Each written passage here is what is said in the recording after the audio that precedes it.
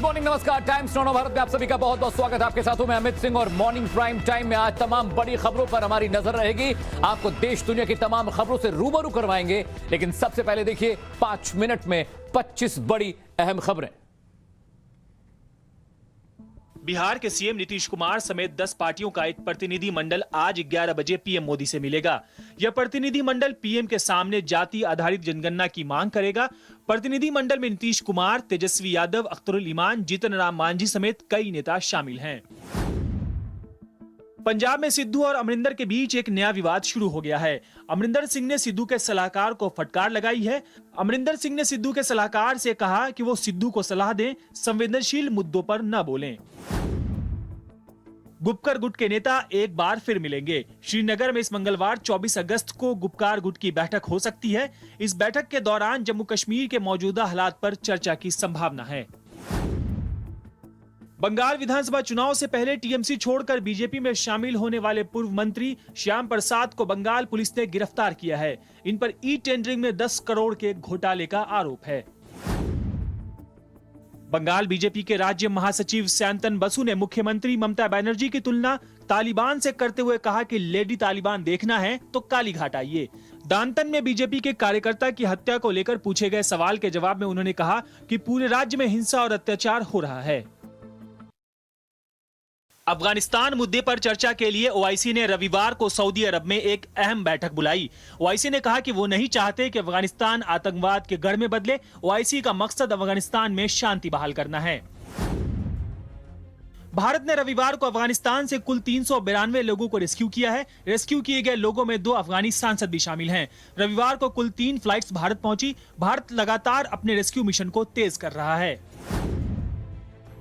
अफगानिस्तान से भारत आ रही फ्लाइट्स की एहतियातन लैंडिंग के बाद हर रेस्क्यू फ्लाइट के यात्रियों का आरटी-पीसीआर टेस्ट कराया जा रहा है।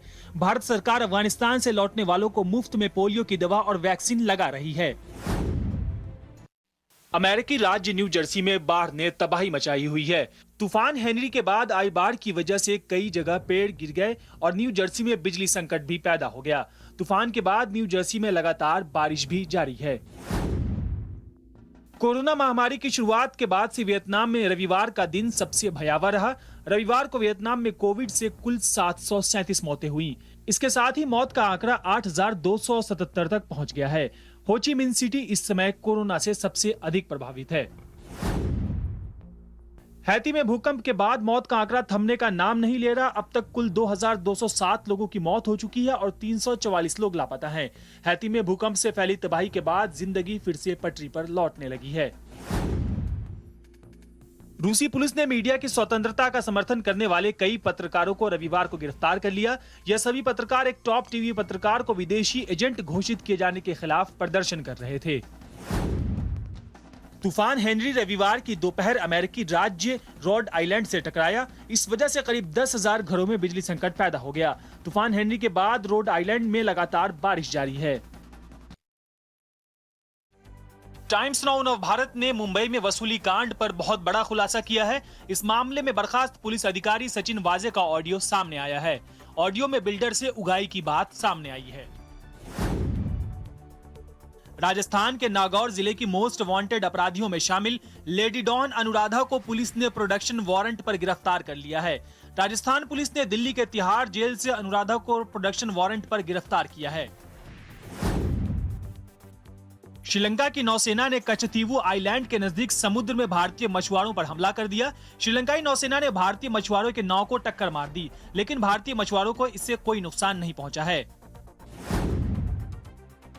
बारामूला में आतंकियों ने एक सरपंच के घर पर हमला कर दिया, लेकिन इस हमले में किसी नुकसान की खबर नहीं है। सरपंच नरिंदर कौर के घर पर यह हमला रात के करीब 10 बजे हुआ।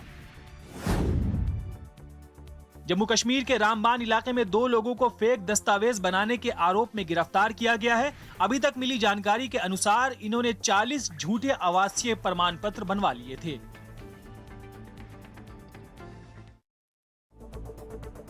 कोरोना के कम होते मामलों के बीच दिल्ली वालों के लिए एक और अच्छी खबर है। आज से दिल्ली के बाजार पहले की तरह खुलेंगे। रात 8 बजे तक की समय सीमा को दिल्ली सरकार ने खत्म कर दिया है। दिल्ली के मुख्यमंत्री अरविंद केजरीवाल ने इसका ऐलान किया। दिल्ली के लोगों को प्रदूषण के मोर्चे पर बड़ी राहत मिलने वाली है। राजधानी में आज से पहला स्मॉग टावर शुरू हो जाएगा। यह करीब 1 किलोमीटर के क्षेत्र में हवा को साफ करेगा। नेशनल मॉनेटाइजेशन पाइपलाइन प्रोग्राम की शुरुआत आज केंद्रीय वित्त मंत्री निर्मला सीतारमण करने जा रही हैं। नेशनल मॉनेटाइजेशन पाइपलाइन केंद्र सरकार के 4 साल की योजनाओं के हिसाब से बनी एक योजना है। एनएमपी में मोदी सरकार ब्राउन फील्ड इंफ्रास्ट्रक्चर एसेट से पैसे जुटाने की कोशिश कर रही है। राजस्थान पुलिस की वेबसाइट www.police.rajasthan.gov.in पर जारी लेटेस्ट नोटिस के अनुसार परीक्षा में अस्थायी रूप से 38 कैंडिडेट्स सहित एक स्पोर्ट्स पर्सन यानी कुल 39 अभ्यर्थियों का चयन किया गया है। शनिवार को वित्त मंत्री निर्मला सीतारमण ने ऐलान किया कि ऐसे सभी लोग जिन्हें कोरोना काल के दौरान नौकरी गंवानी पड़ी, उनके पीएफ का भुगतान साल 2022 तक केंद्र सरकार की तरफ से किया जाएगा। खबरों के बाद रुक करते हैं इस वक्त की बड़ी खबर का अफगान क्राइसिस पर। जो बाइडेन ने तीसरी बार संबोधित किया है। अफगानिस्तान में इस्लामिक स्टेट बड़ा खतरा है, ये जो बाइडेन ने अपने बयान में कहा। काबुल एयरपोर्ट पर इस्लामिक स्टेट आतंकी अटैक कर सकते हैं। बड़ी खबर आपको बता रहे हैं। पिछले एक हफ्ते में तीसरी बार जो बाइडेन अमेरिका के राष्ट्रपति ने अफगानिस्तान के मुद्दे पर देश को संबोधित किया। उन्होंने कहा कि इस्लामिक स्टेट देश के लिए, दुनिया के लिए बड़ा खतरा है और कहा कि जिस तरह की योजना पे काम कर रहे हैं आतंकी, एयरपोर्ट पर, काबुल एयरपोर्ट पर बड़ा अटैक हो सकता है। The security environment is changing rapidly. There are civilians crowded at the airport, although we've cleared thousands of them. We know that terrorists may seek to exploit the situation and target innocent Afghans or American troops. They're maintaining constant vigilance we're maintaining the constant vigilance to monitor and disrupt threats from any source, including the likely source being ISIS-K, the Afghan affiliate referred to as ISIS-K. But we're under no illusions about the threat. I said on Friday, ISIS-K is a sworn enemy of the Taliban, and they have a history of fighting one another. But every day we have troops on the ground. These troops and innocent civilians at the airport face the risk of attack from ISIS-K from a distance, even though we're moving back the perimeter significantly. और अफगानिस्तान में तालिबान और Islamic state के साथ एक और बड़ा संकट पैदा हो गया है। अमेरिका अफगानिस्तान से कई अफगानियों को एयरलिफ्ट कर चुका है। ऐसे में आम नागरिकों के बीच आतंकियों के होने का खतरा मंडरा रहा है। देखिए बाइडेन ने इस संकट के लिए क्या मास्टर प्लान बनाया है हमारी इस रिपोर्ट में। I want to be clear about 3 things. 1, planes taking off from Kabul are not flying directly to the United States. They're landing at U.S. military bases and transit centers around the world. Number 2, at these sites where they're landing, we are conducting thorough scrutiny, security screening for everyone who is not a U.S. citizen or a lawful permanent resident. Anyone arriving in the United States will have undergone a background check. Number 3, once screened and cleared, we will welcome these Afghans who helped us in the war effort over the last 20 years to their new home in the United States of America. Because that's who we are. That's what America is. और करते एक और बड़ी खबर का। अफगानिस्तान में इस वक्त सबसे बड़ा रेस्क्यू ऑपरेशन चल रहा है। देखिए अभी तक कितने लोगों को अफगानिस्तान में तालिबान के चंगुल से बाहर निकाला गया, यह आपके लिए जानना अहम है। As of this morning, we have evacuated nearly 28,000 people since August the 14th. On both U.S. and coalition aircraft, including civilian charters, bringing the total number of people we've evacuated since July to approximately 33,000 persons. चलिए रुक करते एक और बड़ी खबर का। 7 दिन में काबुल एयरपोर्ट पर 20 लोगों की मौत हुई है। नाटो अधिकारियों ने ये बयान जारी कर ये आंकड़े दिए हैं और उनका कहना है कि भगदड़ मचने की वजह से ये 20 लोग मारे गए। अभी भी काबुल एयरपोर्ट के बाहर बड़ी तादाद में भीड़ है। हर कोई अफगानिस्तान छोड़कर भागना चाह रहा है। हर कोई इसी कोशिश में है कि जो अगला विमान उड़ रहा है, अगली फ्लाइट जो जा रही है, उससे वो अफगानिस्तान छोड़ दे, क्योंकि तालिबान का खतरा, तालिबान का डर उनके जहन पर सवार है। इस वक्त की बड़ी खबर बता रहे हैं, नाटो ने आधिकारिक आंकड़ा जारी किया जिसके मुताबिक अभी तक काबुल एयरपोर्ट पर करीब 20 लोगों के मारे जाने की खबर आ रही है, और यह आंकड़ा नाटो फोर्सेस ने जारी किया है। 7 दिन के भीतर ये सभी लोग मारे गए हैं, और मौत की वजह भगदड़ को बताया गया है। भगदड़ कैसी? जब कोई फ्लाइट वहां से निकल रही होती है तो हर कोई इसी कोशिश में होता है कि कैसे भी करके, कुछ भी करके अफगानिस्तान से बाहर निकला जाए, क्योंकि तालिबान का खौफ उनके सर पर चढ़ा हुआ है। वो जानते हैं आज नहीं तो कल तालिबान एक आतंकी संगठन है, उन्हें मारेगा, उनके साथ जाती करेगा। इस वक्त की बड़ी खबर आपको बता रहे हैं, नाटो फोर्स ने आधिकारिक आंकड़ा जारी किया जिसके मुताबिक बीते 7 दिन में काबुल एयरपोर्ट पर करीब 20 लोगों की मौत हुई है, और यह आंकड़ा बढ़ भी सकता है, क्योंकि लगातार तालिबानी खौफ के बीच हर अफगानी शख्स चाहता है कि वो अपने देश को छोड़कर बाहर चला जाए।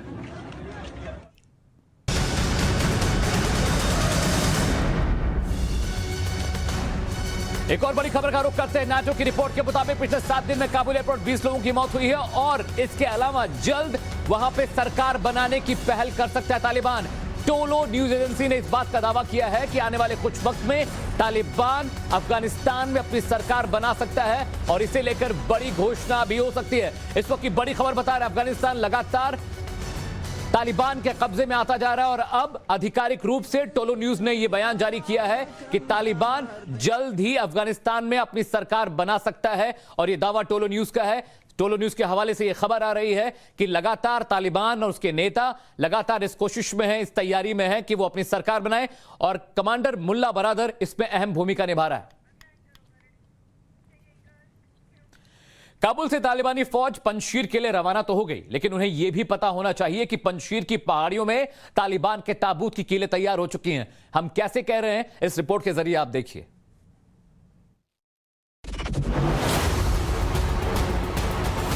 अल्हम्दुलिल्लाह, अल्लाहु अकबर।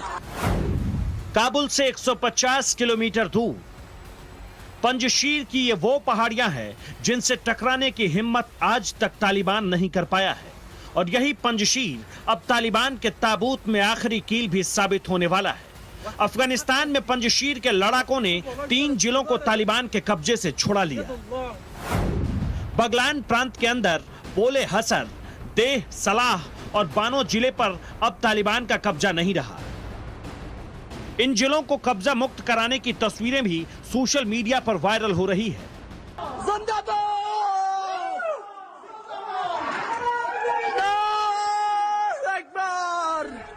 ये पंजशीर के एक इलाके की तस्वीर है, और तस्वीरों में तालिबान को टक्कर देने वाले पंजशीर के लड़ाके दिख रहे हैं। इन लड़ाकों ने जब इस इलाके को तालिबान मुक्त कराने के लिए धावा बोला तो खूंखार तालिबानी भी यहां से दुम दबाकर भाग गए।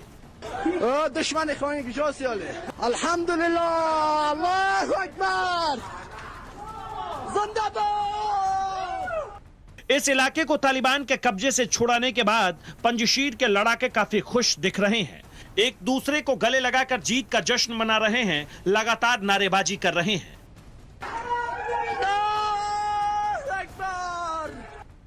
अफगानिस्तान में तालिबान के कब्जे का आज 7वां दिन है, लेकिन अब उसके खिलाफ अफगानिस्तान के अंदर संघर्ष और विरोध प्रदर्शन के कई मोर्चे तैयार होने लगे हैं।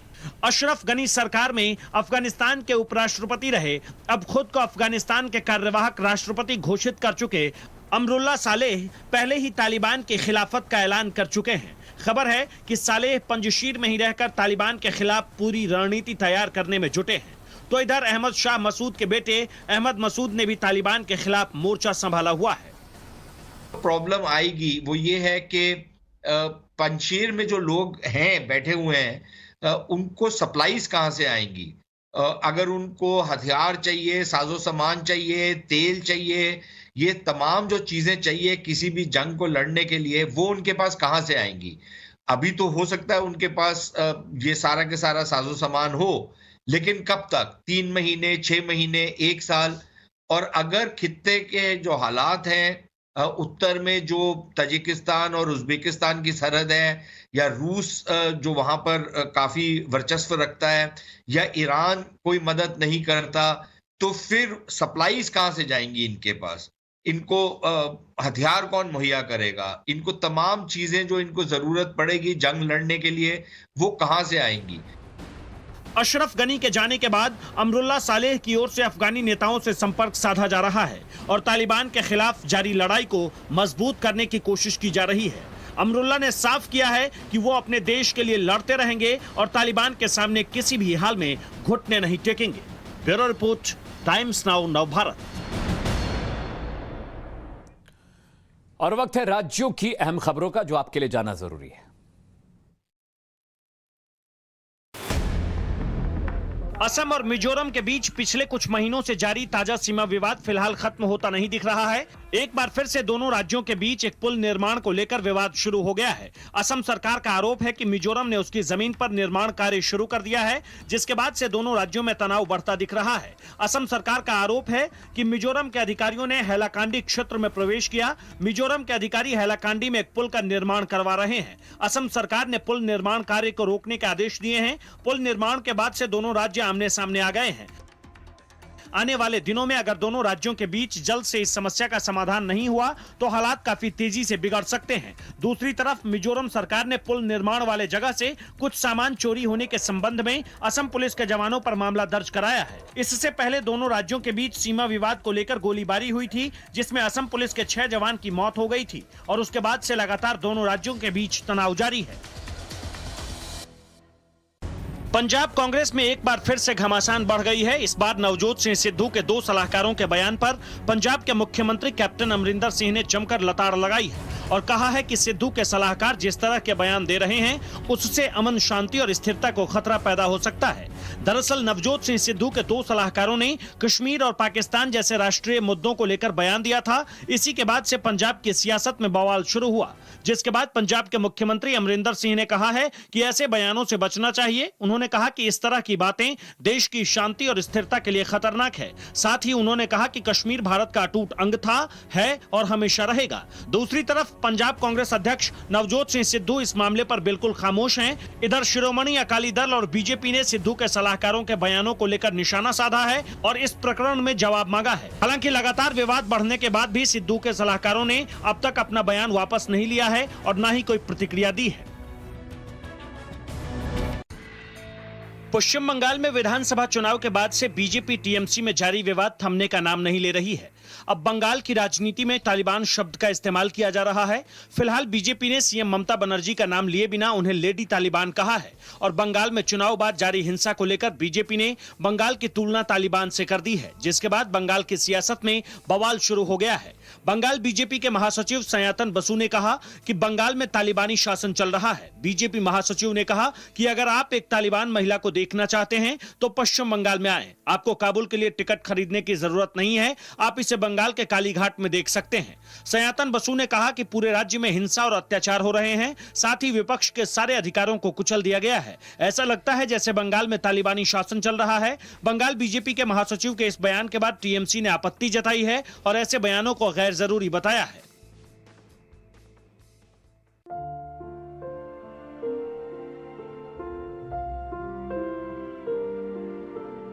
यूपी के पूर्व मुख्यमंत्री और बीजेपी के कद्दावर नेता कल्याण सिंह आज पंचतत्व में विलीन हो जाएंगे। कल्याण सिंह का अंतिम संस्कार अलीगढ़ के नरौरा में गंगा तट पर किया जाएगा। सुबह 9 बजे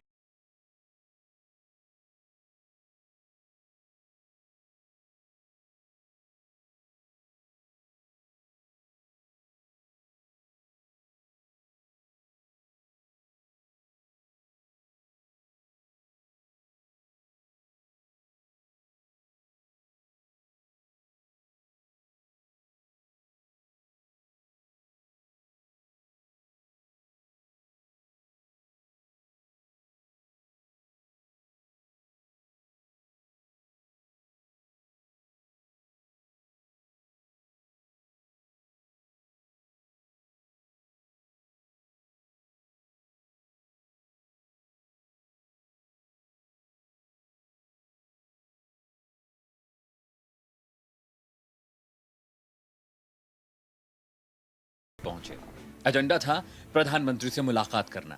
दिल्ली पहुंचे नेता हैं तो अलग अलग दल के, लेकिन इस बार सबका एजेंडा एक ही था, कास्ट बेस्ड सेंसस यानी जातीय आधारित जनगणना। आज सुबह 11 बजे बिहार के 11 दलों का प्रतिनिधिमंडल प्रधानमंत्री से मुलाकात करके जातीय जनगणना करवाने की मांग करने वाला है।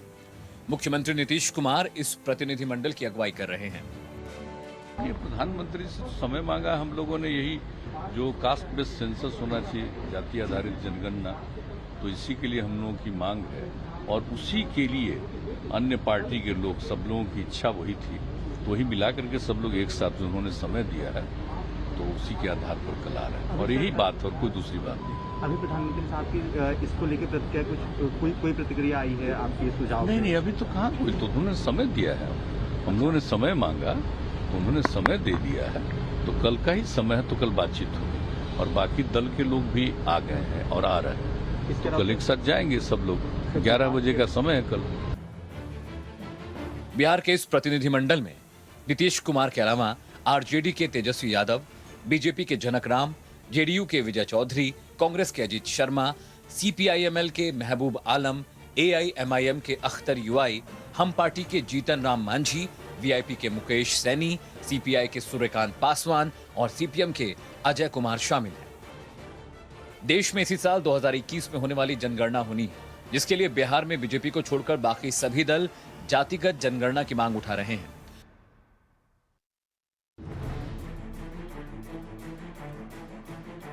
दो दशक से ज्यादा वक्त से अलगाववादी गतिविधियों की अगुवाई कर रहे हुर्रियत कॉन्फ्रेंस के दोनों धड़ों पर बैन लग सकता है। यह बैन क्यों और कैसे लगने वाला है, यह समझिए।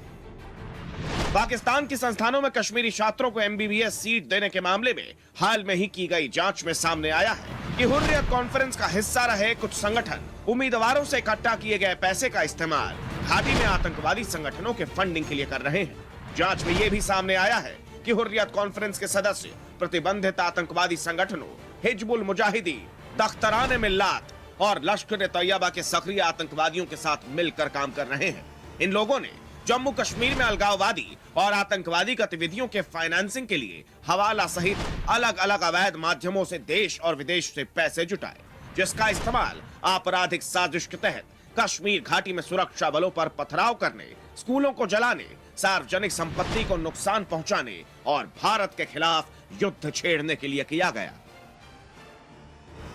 जांच के बाद जो तथ्य सामने आए हैं वो वाकई चौंकाने वाले हैं। ऐसे में अब हुर्रियत कॉन्फ्रेंस के खिलाफ सख्त कार्रवाई हो सकती है। हुर्रियत के दोनों धड़ों को अनलॉफुल एक्टिविटीज प्रिवेंशन एक्ट यानी यूएपीए की धारा 3/1 के तहत प्रतिबंधित किए जाने की संभावना है। प्रावधान है कि अगर केंद्र सरकार को लगता है कि कोई संगठन एक गैर कानूनी संगठन है या बन गया है तो उसे गैर कानूनी घोषित कर सकती है। और मॉर्निंग प्राइम टाइम में वक्त है छोटे से ब्रेक का। ब्रेक के बाद जल्द लौटते हैं, तमाम बड़ी खबरें भी बाकी हैं, साथ रहिएगा।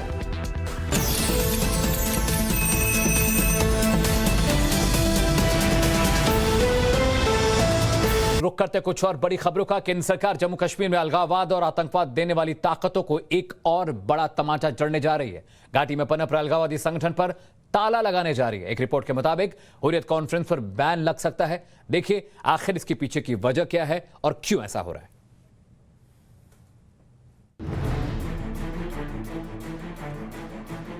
जम्मू कश्मीर में आतंक पर लगाम लगाने के लिए एक और बड़ा कदम उठाया जा रहा है। आतंकियों की फंडिंग को ब्लॉक करने के लिए अब केंद्र सरकार बड़ा एक्शन करने जा रही है। 2 दशक से ज्यादा वक्त से अलगाववादी गतिविधियों की अगुवाई कर रहे हुर्रियत कॉन्फ्रेंस के दोनों धड़ों पर बैन लग सकता है। यह बैन क्यों और कैसे लगने वाला है, यह समझिए। पाकिस्तान के संस्थानों में कश्मीरी छात्रों को एमबीबीएस सीट देने के मामले में हाल में ही की गई जांच में सामने आया है कि हुर्रियत कॉन्फ्रेंस का हिस्सा रहे कुछ संगठन उम्मीदवारों से इकट्ठा किए गए पैसे का इस्तेमाल घाटी में आतंकवादी संगठनों के फंडिंग के लिए कर रहे हैं। जांच में यह भी सामने आया है कि हुर्रियत कॉन्फ्रेंस के सदस्य प्रतिबंधित आतंकवादी संगठनों हिजबुल मुजाहिदीन, तख्तरान मिल्लात और लश्कर तैयबा के सक्रिय आतंकवादियों के साथ मिलकर काम कर रहे हैं।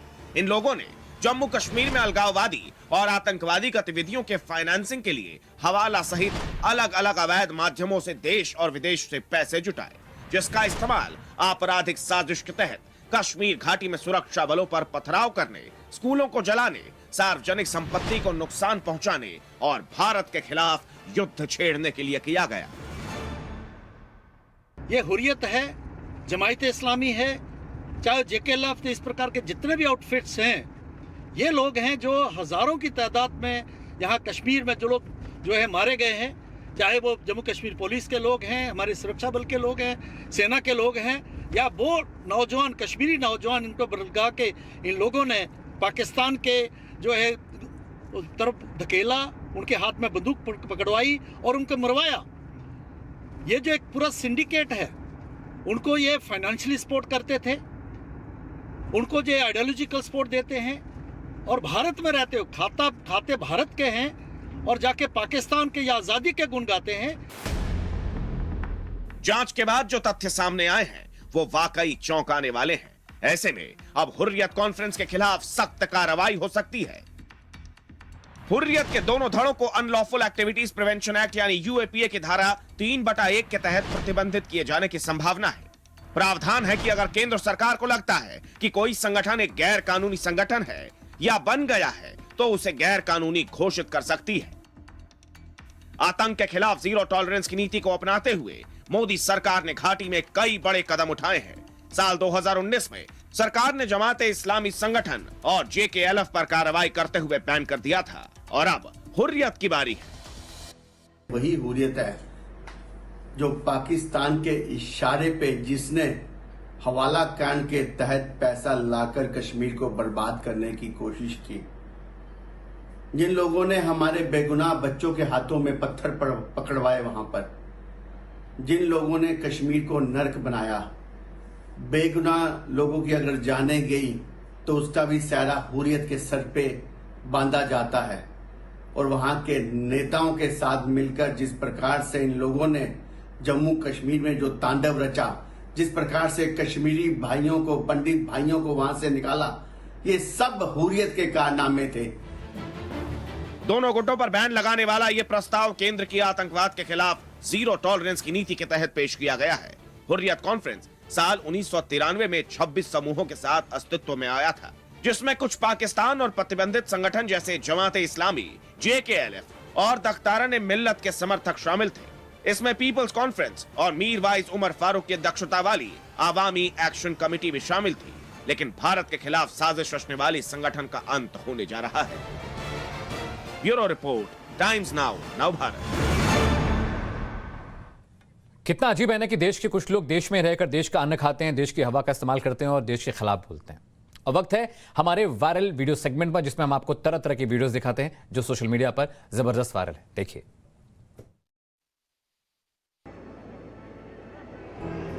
रविवार को अफगानिस्तान से 168 लोग रेस्क्यू करके भारत लाए गए। रेस्क्यू किए गए लोग एयरफोर्स के गाजियाबाद हिंडन एयरबेस पर लैंड हुए। उनके भारत आने के बाद एक अफगानी बच्ची का वीडियो सोशल मीडिया पर खूब वायरल हो रहा है। सबसे पहले पूरा वीडियो देखिए।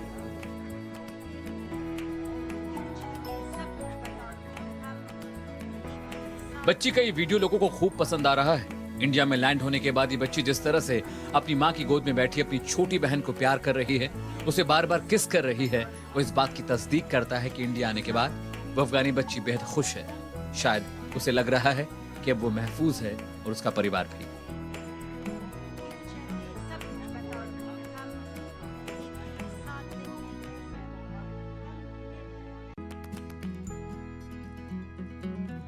ये तस्वीरें दिल को सुकून देने वाली हैं। क्या आपने आज से पहले कभी पिंक डॉल्फिन देखी है? अगर नहीं देखी है तो आपकी ये मनोकामना हम पूरी कर देते हैं। पिंक डॉल्फिन का ये वीडियो सोशल मीडिया पर खूब वायरल हो रहा है। ये डॉल्फिन अपने पैर के साथ समंदर में स्विम कर रही थी।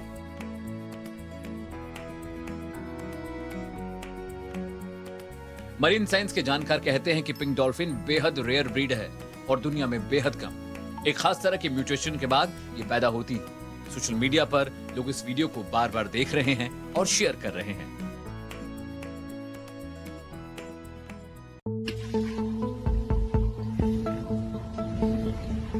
इन दिनों हिप्पोपोटेमस यानी दरियाई घोड़े का वीडियो खूब वायरल हो रहा है। क्यों? ये समझने के लिए वीडियो देखिए।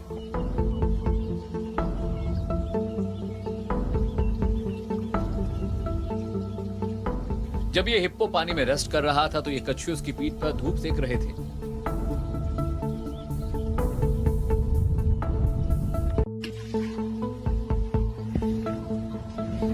लेकिन जैसे ही हिप्पो उठा, कछुओं में भगदड़ मच गई। कोई कहीं गिरा तो कोई कहीं। अब सोशल मीडिया यूजर्स इस वीडियो को खूब शेयर कर रहे हैं।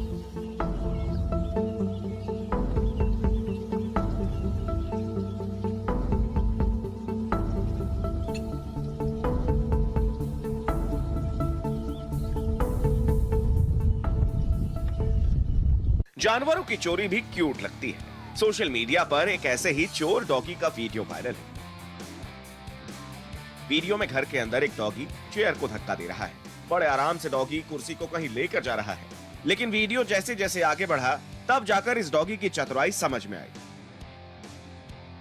वीडियो देखकर आप भी समझ गए होंगे कि डॉगी कुर्सी को किचन में लेकर जा रहा था, जहां वो कुर्सी पर चढ़कर स्लैब पर रखा खाना खाने की फिराक में था और वो इसमें कामयाब भी हो गया। सोशल मीडिया पर एक चतुर चिड़िया का वीडियो तेजी से वायरल हो रहा है। ये चिड़िया शॉपिंग मॉल के बाहर आराम से घूम रही है। चिड़िया थोड़ी देर तक वहां टहलती है और जैसे ही मॉल का दरवाजा खुलता है वो मौका पाकर अंदर घुस जाती है, और जब वो बाहर आती है तो उसकी चोंच में चिप्स का एक पैकेट लटका होता है। वीडियो को आईपीएस ऑफिसर रुपिन शर्मा ने ट्वीट किया है। उन्होंने कैप्शन में लिखा, मॉल में इंटेलिजेंट शॉपिंग। नेटिजन्स इस चिड़िया की चतुराई की खूब तारीफ कर रहे हैं। और अब वायरल वीडियो के वक्त है हमारे फैक्ट चेक सेगमेंट का। अफगानिस्तान में तालिबानी कब्जे के बाद सोशल मीडिया पर रोजाना कई तरह के वीडियो वायरल हो रहे हैं। इनमें से ज्यादातर तो सच से कोसों दूर हैं। आज अपने फैक्ट चेक सेगमेंट में हम उस वायरल खबर की सच्चाई की पड़ताल करने जा रहे हैं, जिसे लेकर यह दावा किया जा रहा है कि वीडियो अफगानिस्तान का है और वहां सिर्फ फॉर्मेलिटी के लिए आतंकियों का सिक्योरिटी चेक होता है। देखिए।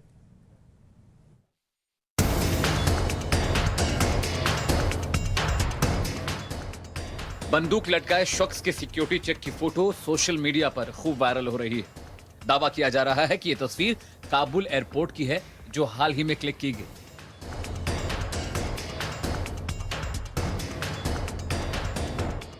जब हमारी फैक्ट चेक टीम ने इस तस्वीर का रिवर्स सर्च किया तो पता लगा कि यह तस्वीर अफगानिस्तान की नहीं बल्कि यमन की है, जिसे जुलाई 2015 में पोस्ट किया गया।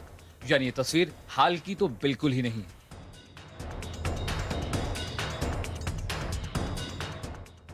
अपनी पड़ताल के दौरान हमें एक वेबसाइट पर यह तस्वीर नवंबर 2015 के एक आर्टिकल में दिखाई दी।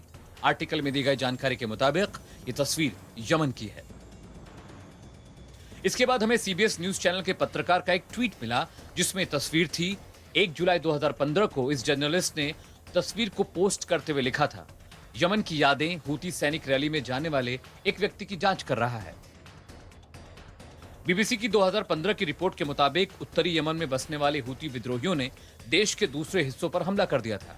राजधानी सना पर कब्जा कर राष्ट्रपति को देश छोड़ने पर मजबूर किया गया।